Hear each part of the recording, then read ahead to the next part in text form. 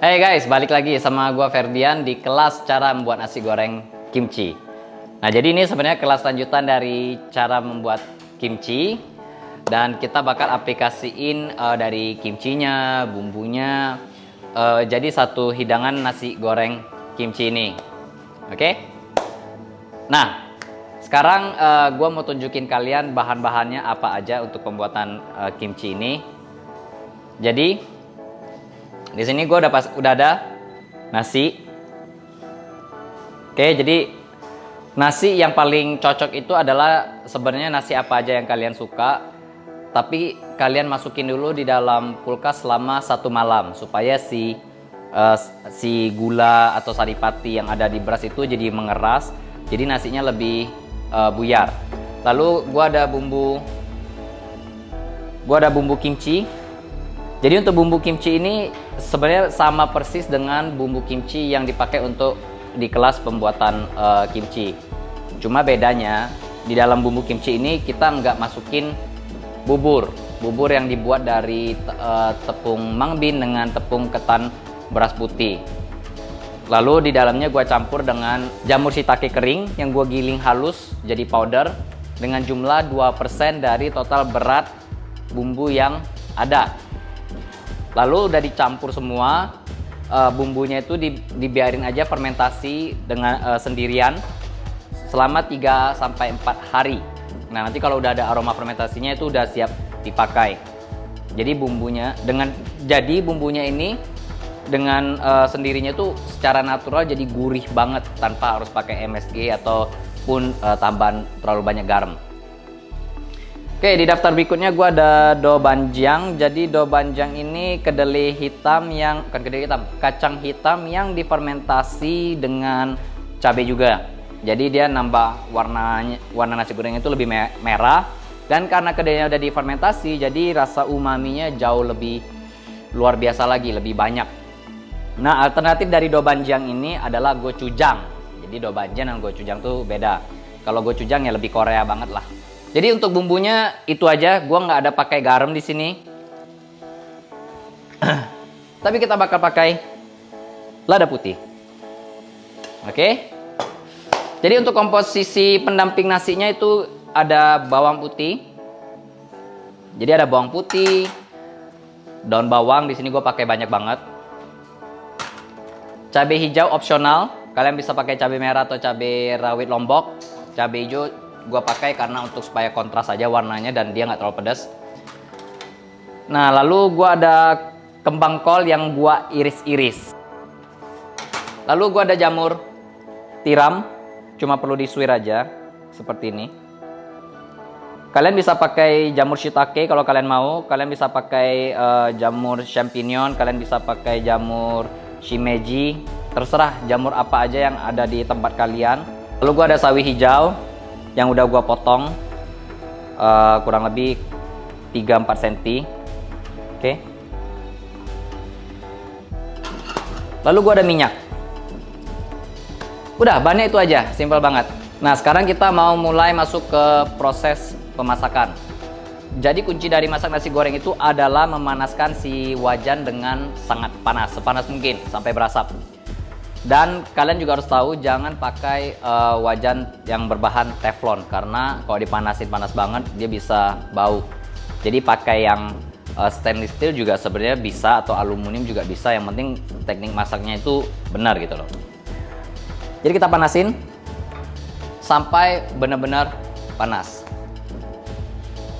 Jadi nasinya ini gua di sini ada 600 gram. Jadi nasi 600 gram ini cukup untuk 3-4 orang. Nah, jadi kalau misalnya dia udah panas, kita kasih minyak. Untuk satu porsi itu kurang lebih 15 gram. Ini 15 gram, 15 mili ladle-nya. Gua kasih 3 ladle. Jadi 45 mili. Nah, kita tunggu berasap. Jadi tunggu sampai minyaknya berasap. Nah, itu sebabnya kenapa kita nggak mau pakai yang berbahan teflon, karena kita bakalan masak ini di suhu yang tinggi. Kalau misalnya terlalu panas, si lapisan teflonnya bisa rusak. Jadi aroma kimianya bisa luntur masuk ke dalam makanan. Kita nggak mau itu.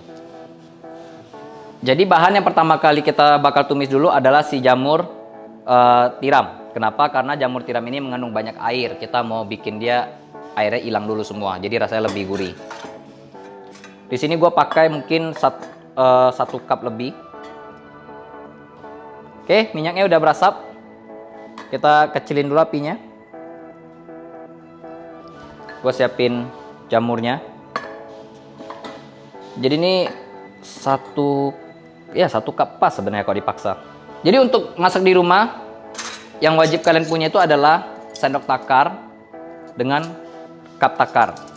Jadi masak nggak usah nimbang, pakai ini aja sebagai acuan. Jadi 1 cup full.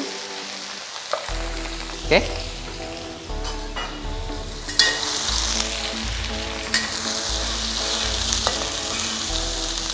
Kita tumis sampai mencoklat. Nah, karena minyaknya panas banget, kalian bisa lihat si jamurnya sudah mulai mencoklat. Daun bawang gua bakal pakai setengah cup.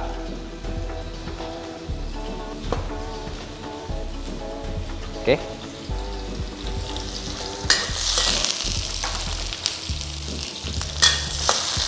Oke, bisa dilihat jamurnya udah coklat. Kita masukin daun bawangnya.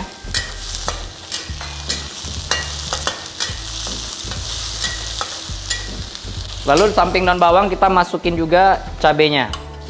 Jadi cabai hijau ini sesuai selera, gue masukin dulu. Gue paling masukin 1/4 cup aja. Karena ukurannya sama-sama besar, jadi dimasak barengan. Kita masak sampai si daun bawangnya itu mulai mencoklat. Tempenya 1/3 cup.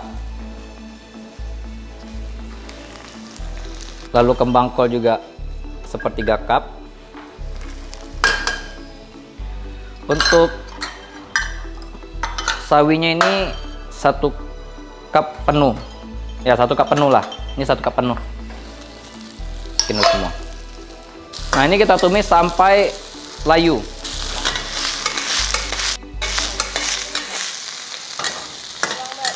Ya.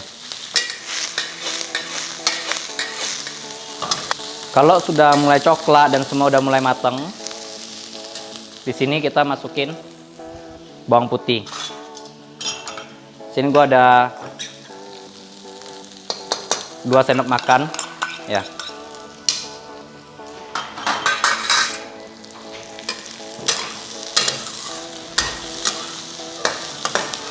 Lalu kita masukin bumbu kimchinya sekarang. Jadi bumbu kimchinya itu gua pakai 1 porsi itu 2 tablespoon, 2 sendok makan. Jadi karena itu 4 orang, jadi gua bakal masukin mungkin 6 aja deh. 4. Gua masukin 4. Oke. Lalu gua bakal masukin 1 sendok makan doubanjiang. Jadi asinnya itu datang dari doubanjiang dengan yang di dalam bumbu kimchi ini juga sudah ada garam. Ini kita tumis dulu. Nah, kalau misalnya aromanya udah wangi, udah seperti kayak ada aroma karamel, kita masukin nasinya. Nasinya gue bakal matiin dulu apinya. Gue buya-buyarin dulu, gue aduk rata tanpa menghidupkan api. Jadi kita mau aduk bumbunya supaya rata dulu. Oke, jadi ini udah nyatu. Jadi gue bakal tumis sedikit supaya lebih kering. Ketika bumbunya udah nyatu, kita baru masukin lada putih. Secukupnya, sesuai selera kalian. Oke. Nah, lalu gue hidupin api, lalu gue aduk sampai rata. Nasi gorengnya udah selesai. Dan kalian bisa lihat di sini, nggak ada nasi yang lengket. Kenapa? Karena pertama panci di awal itu kita udah udah panas banget, jadi ada lapisan anti lengket naturalnya muncul gitu. Nah, setelah itu gue bakal kasih lagi tambahan daun bawang sesuai selera aja ya. Ini untuk garnish.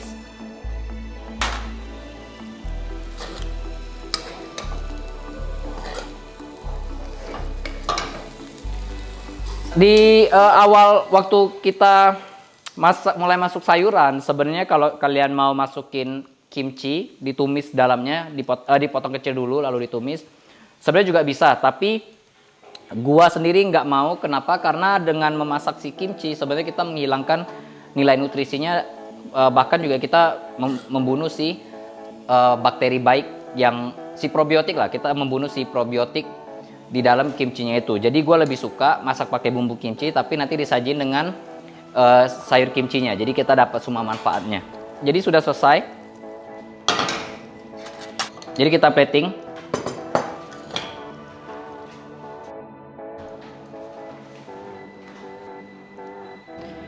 Lalu kita garnish dengan bawang goreng.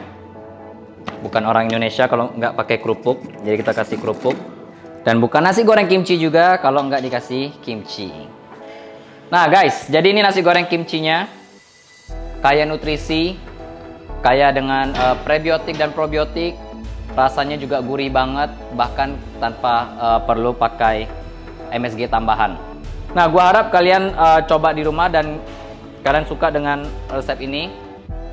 Oke, thank you buat bergabung dengan kelas gua dan sampai jumpa di kelas berikutnya. Bye.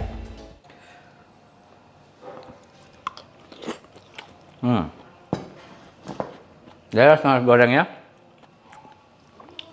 gurih banget, jadi banyak umami. Terus rasanya lebih ke arah savory. Jadi kalau kalian makan dengan kimchinya, karena kimchinya itu asam, jadi bakal bikin semua itu jadi balance. Jadi ada asamnya, terus di akhirnya tuh ada sedikit-sedikit manis dari si sayurnya itu sendiri. Jadi ini cara terbaik makannya adalah kalian harus makan barengan dengan si kimchinya. Rasanya bikin puas banget.